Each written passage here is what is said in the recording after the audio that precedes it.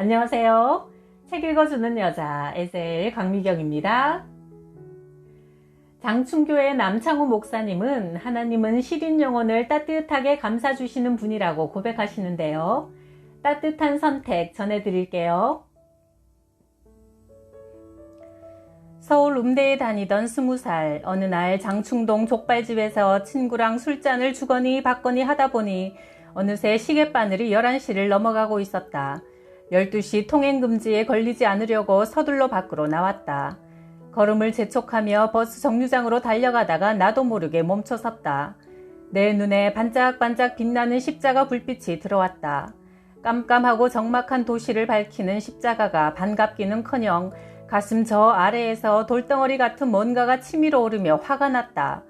십자가를 보는 순간 하나님에 대해 원망이 터져나오기 시작했다. 하나님, 지금까지 교회 한번 안 빠지고 성가대 지휘자로 열심히 봉사하고 다른 사람들한테 상처 안 주면서 착하게 살려고 노력했습니다. 그런데 대체 왜 저를 도와주시지 않는 겁니까? 살아계시면 시원하게 대답 좀 해보세요. 네? 십자가가 세워져 있는 교회 담벼락을 마치 싸움이라도 걸려는 듯 노려보다가 그 앞으로 저벅저벅 걸어갔다. 그리곤 담벼락을 향해 소변을 보기 시작했다. 야, 너도 이리 와! 여기다 싸! 친구가 쭈뼛거리고 다가와 내 옆에서 함께 이를 보기 시작했다. 그때 20살이던 내게 희망이라고는 없었다. 즐거움도 없었다. 그저 하루하루를 방황하면서 때우고 있을 뿐이었다. 서울대 음대 성악과 7일 학번 남창우. 다른 사람들이 볼 땐 부러운 이력이었지만 막상 현미경을 대고 내 인생을 들여다보면 초라하고 보잘것없었다. 아등바등 발버둥 쳐도 늘 제자리 걸음 뭘 해도 되는 일이 없었다. 아무도 날 인정해주지 않았다. 물을 잔뜩 먹고 꼬르륵 물속으로 빠져드는 느낌이었다. 숨이 턱턱 막혔다. 나를 시원스레 쭉쭉 밀어주지 않는 하나님이 원망스러웠다. 열등감과 분노로 일그러진 청춘이었다. 그날 밤 내 안의 원망을 그렇게 교회 담벼락에 쏟아내고 있었다. 하나님, 답답해요. 숨이 막혀 죽겠어요. 나 좀 살려주세요. 하는 절규가 반항이 되어 그렇게 터져나오고 있었다. 그 후 25년이 지나 1996년 1월, 그동안 사랑의 교회에서 5년 동안 수석 부목사로 사역하다가 장충교회 담임 목사로 부임하게 되었다. 부임 후 첫 예배, 첫 설교를 앞두고 아내와 집을 나섰다. 이제 한 교회를 책임져야 한다는 사실이 큰 부담으로 다가왔다. 저 앞에 장충교회가 보였다. 아니, 저 교회는 바로 그때. 교회를 보는 순간 불현듯 25년 전 그날 밤이 떠올랐다. 방황하던 20살, 술로 고통을 잊으려 했던 그때, 하나님에 대한 원망으로 교회 담벼락에 소변을 보며 화풀이했던 그날 밤, 그 교회가 바로 지금 내가 부임하는 저 교회라니. 그 순간 망치로 뒤통수를 쾅 맞은 듯 했다. 불투명한 미래, 목표 없는 인생, 뒤죽박죽이던 내 청춘은 고통과 불평으로 가득했다. 그것들이 가슴속 깊이 꾹꾹 눌려있다가 나도 모르게 폭발한 곳이 바로 장충교회였는데 25년을 돌고 돌아 바로 이곳에 생애 첫 담임 목사로 부임하게 되다니.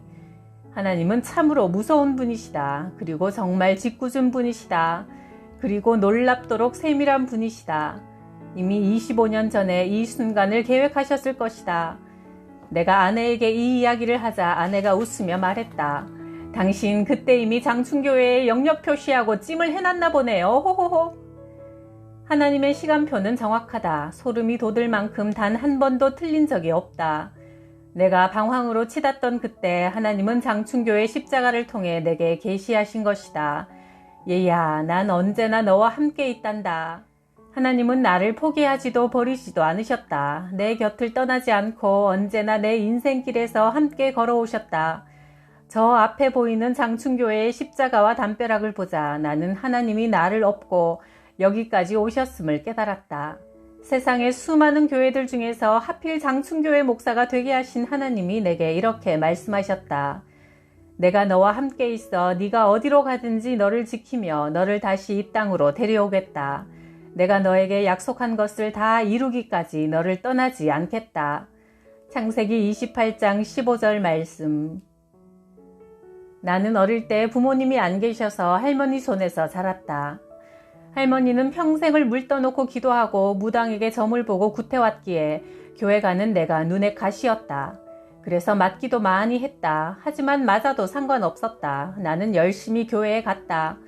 어떤 날은 할머니가 시킨 일이 많아 예배 시간을 놓칠 때도 있었다. 그래도 서둘러 일을 마치면 부랴부랴 교회로 달려갔다. 당연히 예배 못 드릴 거를 알면서도 빈 예배당을 보더라도 교회에 발을 들여놓아야 마음이 편안했다. 하나님은 이런 나를 무척 사랑해 주셨다. 하루는 마을에서 굿판이 벌어졌다. 당시 우리 마을은 남씨들이 모여 사는 집성촌이었는데 중요한 일이 있을 때마다 굿판이 벌어지고 사람들은 소원을 무당에게 빌었다. 무당은 장님이었는데 작두에 올라타서 펄쩍펄쩍 뛰는 걸 볼 때면 너무나 신기했다. 무서웠던 건 눈이 안 보이는데도 원하는 사람을 정확히 찾아가 그 사람한테 이야기를 한다는 점이었다. 그 무당은 마을에서 공포의 대상이었다. 굿하는 무당을 둘러싸고 나도 어른들 틈에 섞여 호기심 반 무서운 반으로 구경하고 있었다. 한참 작두에서 뛰던 무당이 펄쩍 뛰어내리더니 떡하니 내 앞에 서는 게 아닌가. 무당은 한동안 내 앞에서 꼼짝도 하지 않고 서 있었다. 마을 사람들 모두 숨을 죽인 채 나 한 번, 무당 한 번 번갈아 쳐다보며 무슨 이야기가 나올지 기다렸다. 장님 무당이 나를 정확하게 가리키며 소리쳤다. 어이, 여기 예수 귀신이 있구나. 예수 귀신, 물러가라, 물러가. 예수를 외치는 무당의 목소리에 두려움이 묻어 있었다. 그날 이후로 날 대하는 마을 사람들의 태도가 바뀌었다. 엄마 없는 자식, 애비 없는 아이라고 홀대하던 마을 사람들이 더 이상 나를 함부로 대하지 못했다. 가족들도 이제까지 아무 존재감 없던 나를 그때부터 조심스레 대하기 시작했다. 그렇게 내 편이라고는 없는 그곳에서 하나님은 유일하게 내 편이 되어주셨다. 비록 육신의 부모님은 안 계셨지만 대신 하나님께서 은혜의 손길로 언제나 내 울타리가 되어주셨다. 엄마 치마폭에 쌓인 것처럼 누군가 나를 보호하고 있다는 느낌, 나를 지켜주고 있다는, 나와 함께하고 있다는 그 따뜻한 느낌을 지금도 잊을 수 없다. 영국 시인 T.S. 엘리엇은 황무지라는 시에서 이렇게 노래한다. 항상 그대 곁에서 걸어가는 세 번째 존재는 누구인가? 세어보면 그대와 나 둘뿐인데 하지만 앞에 놓인 흰 길을 바라보면 항상 그대 곁에서 걷고 있는 또 한 사람이 있다. 대학 시험 보는 날 아침, 전날 저녁 불교 신자인 새엄마가 용한 사람을 찾아가 점을 보고 사가지고 온 부적을 나 몰래 교복에 꿰매고 계신 걸 보았다. 하지만 하나님의 자녀인 내가 부적을 붙이고 시험을 볼 수는 없는 일. 하나님, 저는 만군의 주 여호와의 이름으로 나아갑니다. 제가 학교에 합격하는 것은 오직 저를 도우시는 하나님의 은혜입니다. 그렇게 외치고는 교복 안쪽 양쪽 겨드랑이 구석에 꿰매어 있던 부적을 떼어내고 소리쳤다. 이 부적의 힘이 아니라 하나님의 능력으로 합격하게 해주십시오. 기도를 하고 나니 마음이 편안해졌다. 하나님이 언제나 나와 함께 하실 것을 생각하니 담대해졌다. 1971년 서울대 음대 성악과에 입학했다. 나는 목회를 하기 전 대한항공 승무원으로 일했다. 승무원은 온갖 유혹에 노출된 직업이었다. 지금이야 비행기 타고 해외 나가는 걸 안방 드나들듯 자유롭게 할 수 있지만 1980년대는 비행기 타는 것 자체가 귀족 생활이었다. 어떤 사람이 비행기에 오르면서 신발을 벗었다는 이야기가 우스갯소리만은 아니었다.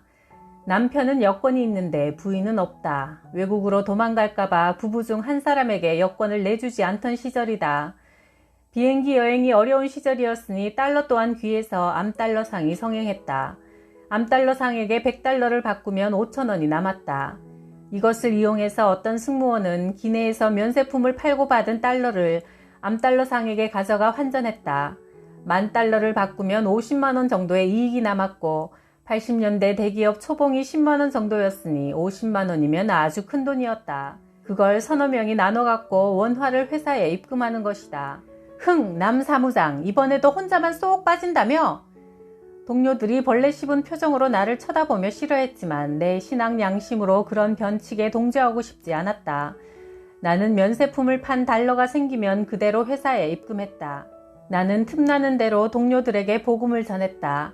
보통 장거리 비행을 하게 되면 열흘 정도를 동료들과 함께 지낸다. 같이 식사하고 차 마시면서 예수님을 전했고 비행을 마치고 호텔로 이동하는 버스 안에서 지친 승무원들을 위해 내 전공을 살려 조용히 찬송가를 불렀다. 너 예수께 조용히 나가 내 모든 짐 내려놓고 주 십자가 사랑을 믿어 죄 사함을 너 받으라. 그러면 하나님을 믿는 사람들은 내 노랫소리에 맞춰 함께 따라했다. 그러다 보니 어느새 동료들은 나를 남목사라고 부르기 시작했다. 고민 있는 동료들의 상담도 끊이지 않았다. 다른 사람들에게 쉽게 털어놓기 어려운 개인적인 고민부터 가정사, 부부 문제까지 다양한 고민을 들고 나를 찾아왔다. 내가 그들에게 해줄 수 있는 건 그들의 고민거리를 성심성의껏 귀 기울여 잘 들어주는 것뿐이었다. 그들은 자신의 이야기를 잘 들어주는 것만으로도 큰 위안을 받았다. 처음에 승무원이 됐을 때는 정말 즐거웠다. 해외여행이 자유롭지 않던 80년대 마음껏 세계를 돌아다닐 수 있었으니 얼마나 신이 났겠는가. 게다가 당시 대기업 사원보다 더 많은 월급을 받았으니 나는 너무 행복했다. 이렇게 여유 있는 생활을 마음껏 누릴 수 있는 게 좋았다. 그런데 동료들과 상담을 하다 보니 차츰 인간의 아픔이 보이고 극률한 마음이 생기기 시작했다. 다른 사람들의 마음을 위로해 주는 건 보람 있는 일이야. 언제부턴가 승무원을 그만두고 목사가 되고 싶다는 생각이 머릿속을 끊임없이 맴돌았다. 아내에게 마음을 털어놓았더니 여보 정말 그렇게 해야만 해요? 하며 완강히 말렸다. 목사의 딸이었던 아내는 이미 목회의 길이 얼마나 고된지 잘 알고 있었다. 그러나 나는 결국 하나님의 손에 이끌려 대한항공 승무원 생활을 5년 만에 그만두고 총신대 신학대학원에 진학하게 되었다. 막상 신대원에 들어가고 나니 목회에 대한 근심과 걱정이 한순간에 사라지고 마음이 편안해졌다. 마치 오랜 방황을 끝내고 비로소 내가 있어야 할 자리에 왔다는 생각에 감사와 감격이 샘솟았다. 하나님은 그렇게 내 인생을 하나하나 빚고 계셨다. 어느 형제가 아내에게 등 떠밀려 제자훈련 성경 공부를 하게 됐다. 그는 능력이 좋아 돈을 아주 잘 벌었다. 처음엔 부인 등살에 떨떠름한 얼굴로 훈련에 임했지만 시간이 지나면서 이제 목사님 말씀이 좀 귀에 들어오네. 하나님이 뭘 말씀하시는지 이해가 돼. 하고 고백할 즈음 고민이 삭트기 시작했다. 문제는 돈이었다. 그는 돈을 많이 벌어 으스대며 살고 싶었다. 돈에 대한 욕심과 집착을 내려놓을 수가 없었다. 뭐니 해도 머니가 그의 생활의 중심에 자리 잡고 있었다. 하지만 하나님은 우리에게 하나님과 돈 가운데 어떤 걸 선택할지 종종 물어보신다. 이 사람은 제자훈련이 진행되는 동안에도 돈과 관련된 일이 생기면 수업에 종종 빠졌다. 그날도 그는 수업에 빠지고 지인들과 제주도로 골프를 치러 갔다. 그런데 골프를 치던 중 갑자기 심장마비가 와서 서둘러 헬기를 타고 서울에 있는 병원으로 급히 올라왔다. 다행히 위급한 상황은 넘겼다. 그런데 놀라운 건 퇴원을 한 후 사람이 싹 바뀌었다. 교회 일이라면 두 팔 걷어붙이고 나서서 도왔다. 나중에 TV를 보는데 예수님 얼굴이 화면에 나타났다는 간증까지 했다. 평소 그렇게 돈을 부둥켜 안았던 사람이 교회 부서마다 부족한 물질이 있으면 알아서 채우고 어려운 사람이 있으면 가족에게 주듯이 아낌없이 도왔다. 그에게 돈은 이제 으스대는 도구가 아니라 하나님을 섬기고 사람들을 사랑하는 선한 도구가 되었다. 아내와 함께 볼일을 보고 저녁 늦게 집으로 돌아갔다. 아파트 지하 주차장에 차를 세우고 걸어가는데 저쪽에서 시끄러운 소리가 났다. 어떤 부부의 모습이 보였다. 어휴 여보 정신 좀 차리고 좀 걸어봐요. 힘들어 죽겠어요. 남편이 술에 취해 인사불성이었다. 그런데 자세히 보니 얼마 전 우리 교회에 등록한 새신자 부부였다. 안녕하십니까? 내 인사에 그 아내가 깜짝 놀랐다. 어머 목사님, 여보 정신 좀 차려봐요. 목사님이란 말이에요. 남편 성도는 계속 비틀대면서 꺽꺽대며 날 쳐다보고 인사했다. 이게 누구십니까? 우리 목사님 아니십니까? 아이고 여기서 보니 더 반갑습니다. 주유소 풍선 인형이 따로 없었다. 앞으로 뒤로 양옆으로 쉬지 않고 비틀댔다. 하하 이렇게 술을 드신 거 보니까 오늘 뭐 좋은 일이 있으셨어요? 네 오늘 우리 집사람 생일이라서요. 기분이 너무 좋아서 쬐끔 마셨습니다. 허허. 그는 서울로 올라와 온갖 고생 다 하면서 번 돈을 아끼고 모아 이제는 제법 생활이 넉넉해졌다고 한다. 그동안 아내를 고생만 시켰는데 그날은 선물다운 선물을 해줄 수 있어 너무 기쁘다고 했다. 아내에게 새 차를 뽑아준 것이다. 그래서 기분이 좋아 술을 마셨단다. 하하, 그럼 생일 케이크는 자르셨어요? 그건 아직 못했습니다. 아이고, 생일인데 축하 파티를 해야지요. 자, 다들 손 잡으세요. 생일 축하 노래부터 합시다. 생일 축하합니다. 지하 주차장이 떠내려가라 큰 소리로 노래를 부르고 나서 그 부부를 잡고 아주 간절히 기도해 주었다. 그렇게 한밤에 주차장 파티가 끝났다. 그 일이 있은 후 바로 그 다음 주부터 갑자기 남편 성도가 새벽 기도에 매일 나오기 시작했다. 주차장 파티에서 너무나 큰 감동을 받았단다. 술이 깨고 나서 생각해보니 목사가 술 마신 성도를 책망하지 않고 오히려 노래를 불러주고 기도해 준 것이 너무나 고마웠단다.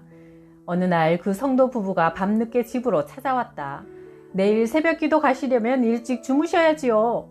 목사님, 제가 내일이 되면 마음이 변할지도 몰라서 이렇게 당장 찾아왔습니다. 건축헌금을 내놓는 것이다. 힘들게 번 돈, 그동안 은행에 쌓아놓았지만 이제는 기꺼이 하나님을 위해, 교회를 위해 사용하고 싶다고 했다. 얼마 후에 그는 술도 끊었고 지금은 집사 직분을 받아 열심히 신앙생활을 하고 있다. 교회 다니면 절대 술 먹으면 안 돼. 이렇게 율법적으로 묵는다고 변화되는 게 아니다. 속상하고 힘들고 어렵고 불안하고 초조한 영혼의 빈자리에 주님이 들어가야 하는데 그게 없으니 다른 걸로 채우려고 하는 것이다. 나도 직장 생활하면서 술을 마셔봐서 그 심정을 잘 안다. 나중에 진짜 주님을 만나 은혜에 사로잡히면 누가 시키지 않아도 저절로 이런 세상 것들에서 멀어진다.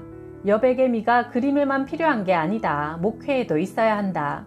연약한 성도들을 있는 모습 그대로 품어주고 이해해주는 여유가 우선이다. 목사인 내게도 부부관계에 대해 고민하게 만든 일이 있었다. 주일 설교를 끝내고 동호대교를 건너는 중이었다. 붉은 노을이 그림처럼 펼쳐져 있고 강물은 노을빛을 만나 반짝반짝 춤을 추고 있었다.